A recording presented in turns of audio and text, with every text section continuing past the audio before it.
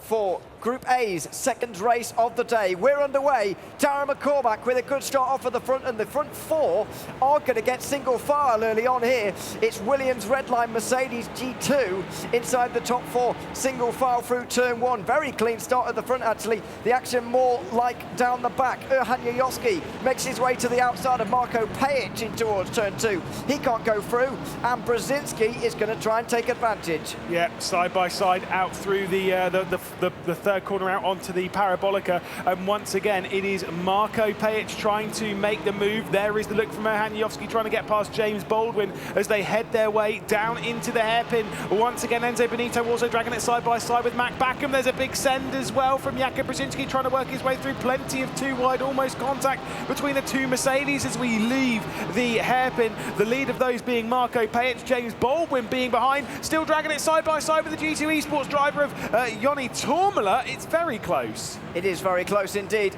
Oh goodness me, what a load of contact that was as well. Toomala and Baldwin side by side. Brzezinski just pushed off the turn a little bit. He'll try for the cutback right now. That's very wide from Joni Toomala as well. I don't know if he'll be allowed to keep that position up in fourth position. Yayoski will tuck in as well. Brzezinski was challenging him. It's very close, outside of that top three or so where they've got away. Yeah, certainly so. Well, race control was almost a little bit quiet in the at the Nürburgring races. Yeah, the Hockenheim is starting to turn things up a little bit to 11. What do we have to wonder towards when we go racing at the Circuit de Spa-Francorchamps next? And then, of course, ending the day's proceedings with the new addition to the service in the Autodromo Internazionale de Monza. Here is the defensive move being taken from Mac Backham. Yuri Kasdorp trying to work his way through. Kasdorp's race pace, despite his qualifying pace being somewhat average, his race pace was actually really good at the Nürburgring, and I kind of get the feeling it's similar here. Yeah, we'll see if that's the case though, because it's hard to move through the order, so it could well be a different story. Let's wait and see. Good exit from James Baldwin there out of turn two in the run up towards the hairpin. That could allow him to go through into fourth place. I don't think Joni Toomala is going to be able to put up much resistance here. He doesn't even bother defending. Darren McCormack certainly does, though. That's for the lead of the race as Luke Bennett tries to go over and under. It was second place at the first race for the points leader. He's up there, consistent again. Now, this is one thing that I love, is that when we're talking about, we've seen the three wide off of the corner. My goodness me, that is Mac Backham, Yuri Kasdorp, and Mitchell de Jong all going three wide off of the hairpin. Oh. Here they go through the through that fast kink up towards the arena. Oh my goodness! That is a stonking crash. Mac Backham has been sent off, and he's got a bit of a smirk on his face. I think that's more, can you be serious, mate? Are you joking? Yeah, or can you believe it kind of thing. There, it's just almost finding it more funny than anything else. Seeing the funny side, certainly, but that was a big crash on the run-up towards that left-hander. Three wide doesn't always end well, especially when you're out on the grass like that, and Mac Backham has certainly felt the consequences of that. Darren McCormack has survived the first attack, though. Luke Bennett looking strong early on here in the BMW, which is not quite favoured as much as the Mercedes around Hockenheim, where it has been strong all season. Yeah, I mean, I've got to say, I was about to touch on this point of, like, we've spoken about some battles throughout the season when we had Sebastian Jobe versus Joshua Rogers. Obviously, in the previous one, Nikodem Vishnevsky versus Kevin Siggy, all these drivers that have seen each other quite a bit before. What I like about this, we've got Luke Bennett and we've got Darren McCormack, two drivers. Luke Bennett comes more from the iRacing side of things. Darren McCormack comes more from the ACC side of things. So they only really meet in championships like this, which means it's the rivalry here in ESL R1, which is taking centre stage here between McCormack and Bennett. These are two drivers that have won in finals, and who is going to be, these are two drivers that will be fighting for the win, even though Darren McCormack says that he's absolutely not fighting for the win. But he's definitely fighting for the win overall. Well, he's lying, really, isn't he? Nils Noaks down the inside of Yuri Kasdorp here. Good fight between the two of them. Two drivers who don't have high hopes for their own chances over the course of this afternoon. Yuri Kasdorp already cannot make it into the top 12 to make himself through in towards tomorrow. Nils Noaks still has a chance, but this isn't helping him. Side by side in towards the left-hander, where we saw so much action last lap. It's Yuri Kasdorp who will continue in that 10th place for the moment, having overtaken, re-overtaken, and then overtaken again Nils Noaks, who's down to 11th. Yeah, he's not having the greatest day. He's the driver who came into it on the back foot. He said to us in the hotel on Wednesday night, I think it was, where we said, well, you've got a chance of going through, and he said, no, absolutely I do not. And we were like, no, but you do, though. You're 17th in the championship. And he went, no, absolutely I do not. And now he absolutely does not. Let's see what happened here. Yuri Kasdorp just kind of, I don't know. It's a hard one. That is a hard one. Yuri Kasdorp, I mean, Yuri Kasdorp comes on there right in front of Niels Knight. That was harder than it looked, because it's kind of, as Backham's coming back onto the road, he's coming back onto the road over the nose of Kasdorp, who's almost like trying to just hold position. It's not as if he's constantly turning left into the Porsche on the left-hand side. I think it's just the awkward nature of that kind of section. That's not me trying to say that it's not Yuri Kasdorp's fault, but We'll say it's his fault anyway. we'll say it's his fault. Sorry, Yuri. I don't know. That was a really difficult one, and that's not for us to figure out. Thankfully, race control will be having a look. I can see they already are having a look down there at that one. Yeah. So they're absolutely on it. We might well get a resolution to that at the end of the race, or before the end of the race, excuse me. Here, there they are on the right-hand side of your screen, looking at the millions of Millions? screens. Yeah, well, exaggeration, Oh obviously, but plenty of them. Up front, though, Darren McCormack still leads ahead of Luke Bennett. Then it's Marco Pajic and James Baldwin from Mercedes. Yoni Tourmala and Erhan Yuyovsky inside the top 6 with Jakub Brzezinski and Enzo Benito inside the top 8. All of them separated by less than 1 second. I don't think he minds being called Cooper, but yes, fair enough. Yeah, they're all very, very tight margins. No gaps in that grouping bigger than a second. It is very close indeed. Mitchell de Jong trying to close up in the background. You saw his exit of Mobil 1. I get the feeling that this is kind of something which might explode a little bit in this grouping here for the race, because Darren McCormack's feeling the pressure. Of course, he didn't do amazing. He didn't do exactly poorly in his race. He did finish in 4th place in his race one. Luke Bennett, though, finished in 2nd. The points lead is looking to go into Sunday with the biggest points margin he possibly can. We will discuss how that's going to work a bit later on, but effectively, the more points you score today, the better position you will be in tomorrow. Yep, absolutely. So at the moment, he's doing very well. 2nd place was Luke Bennett in the first race at the Nürburgring.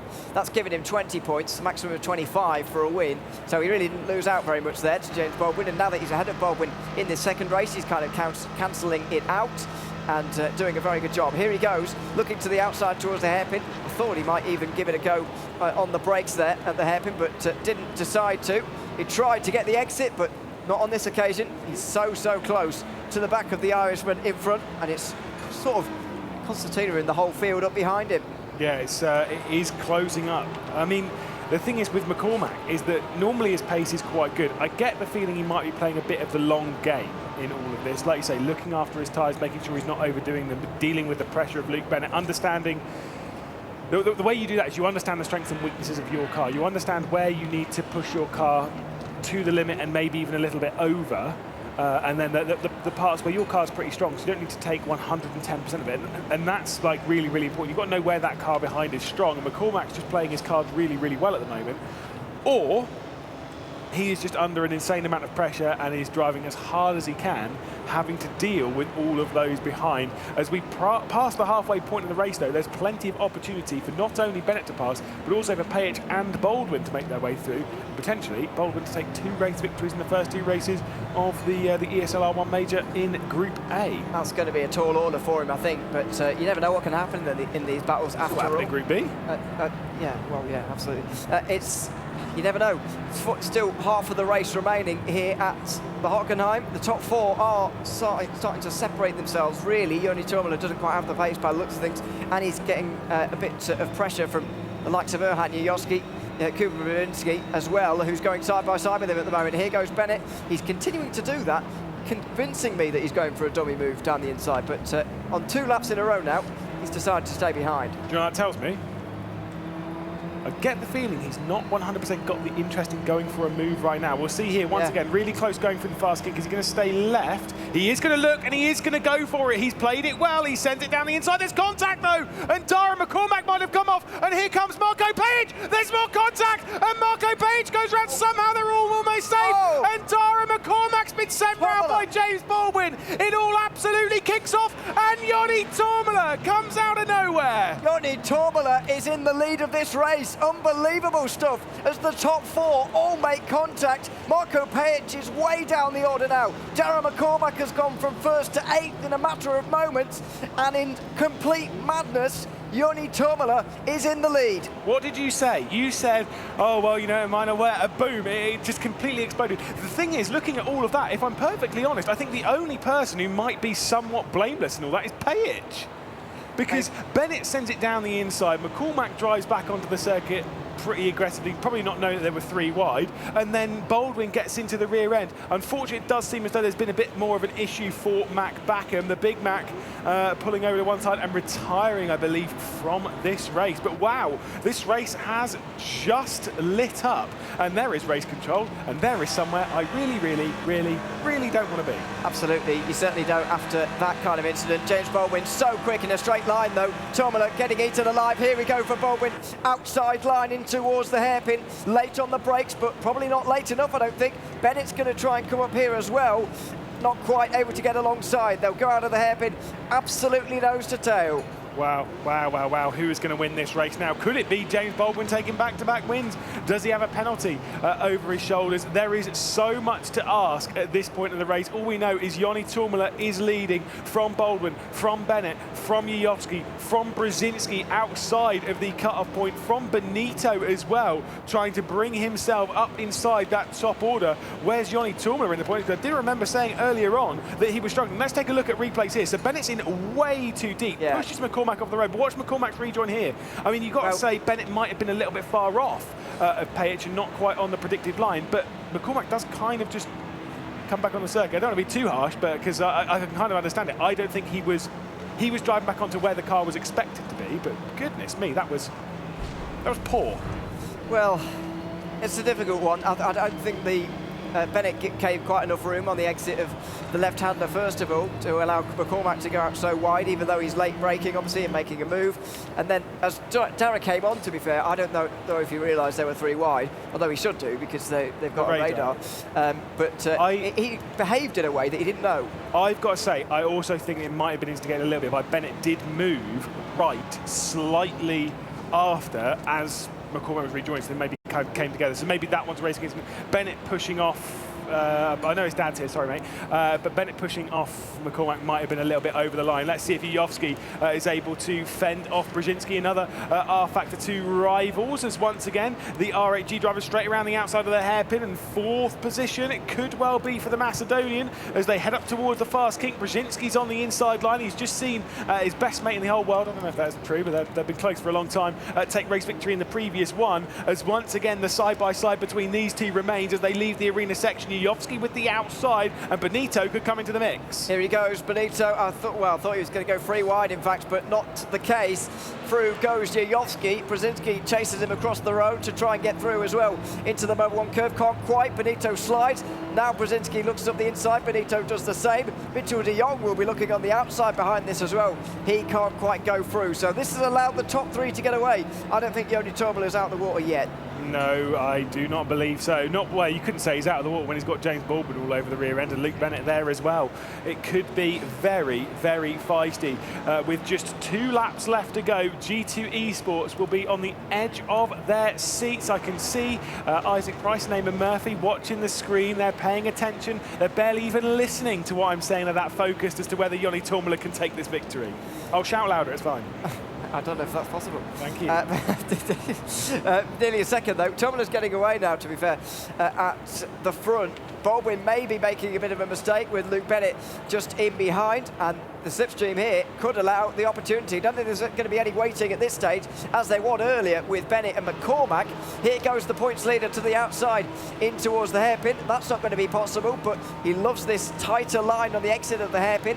He's not able to use it to go through this time. No, but it's close though, and the thing is the gap is growing right where James Baldwin doesn't want it. Ahead of him, Joni Tourmalet out to nearly a second lead. Does Luke Bennett feel the confidence to once again send it down the inside of the arena? The answer is no. He stays in 3rd position as we come round to almost to complete the penultimate lap into the final sector on that lap. Once again, it's close. Jakub Brzezinski, or there's someone slow in the background. Is that Mitchell de Jong? It certainly is, but I think it's because he's battling with McCormack. He is side by side with McCormack at the moment. That's somewhat surprised. There it is, round the outside through the Mobil 1 curve. That was very impressive from the pole sitter. He's down the inside, he's through at the tax curve. That's a good move from him, up to 7th place, and just recovering what he can, really, from a race that has not gone his way. Yeah, getting as many points as possible. Meanwhile, fighting with someone who is almost certainly out. The number 28, James Baldwin, will receive, so he's got a slow down penalty, as will Dara McCormack, so he just fought to get that one through, but both James Baldwin and Dara McCormack